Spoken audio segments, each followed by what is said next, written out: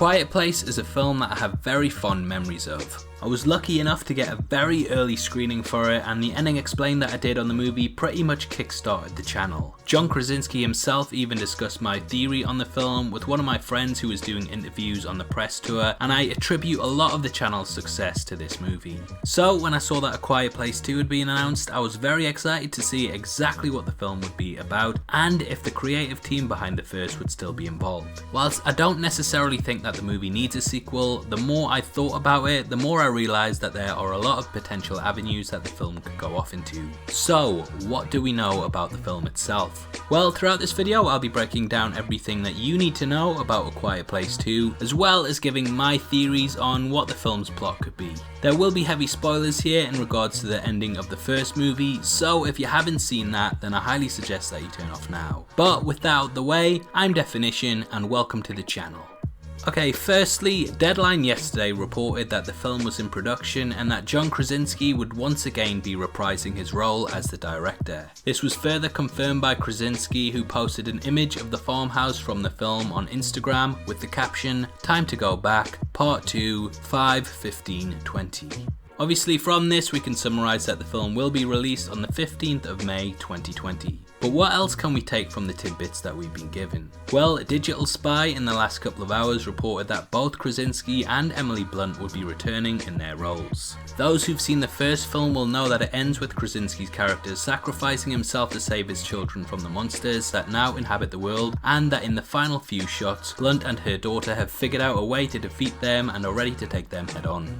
So, how exactly can Krasinski play the character once more if he's dead? Well, personally, I believe that the film will take place over 2 time periods. A Quiet Place sort of picked up in the middle of the alien invasion, and we were given very little in terms of reasons as to why the monsters now existed, which led to a lot of intrigue and speculation. It makes sense then for elements of the film to showcase exactly what happened when the aliens first landed, and how Krasinski and Blunt's characters had to not only adjust to the blind creatures that hunt on sound, but also how to adapt to the new world. This will clear up a lot of questions circulating around the creature's origins, and would also lend a more human side to the piece, as the other time period will probably be lacking it. In the other time period, I think that it will pick up immediately after Blunt has just killed her first monster and the others around the area are rushing to the farm. The introduction will deal with her fighting these off before her and her family have to go to the other farms that were hinted at in the first film. Due to the family being heavily reliant on sign language, they will have to find other ways to communicate with the survivors who are not fluent in this. This could lead to scenarios where the other survivors are unsure of Blunt's character's intentions, and it would heighten the drama. We've seen in this world that humans can be as dangerous as the monsters if they panic, and this could easily create some intense scenarios. Blunt and Krasinski, in an interview with Entertainment Weekly around the release of A Quiet Place, said in regards to a sequel, "The idea of seeing who these people were before this all happened would be interesting, but I think actually it's now what's the next chapter and what happens next. I think people feel very invested in this family.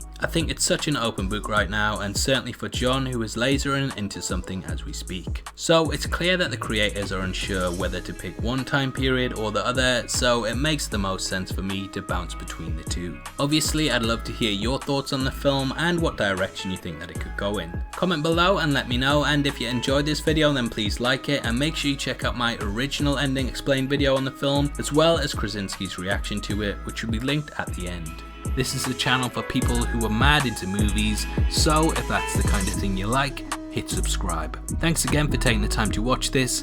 I've been Definition, you've been the best, and I'll see you next time. Take care, peace.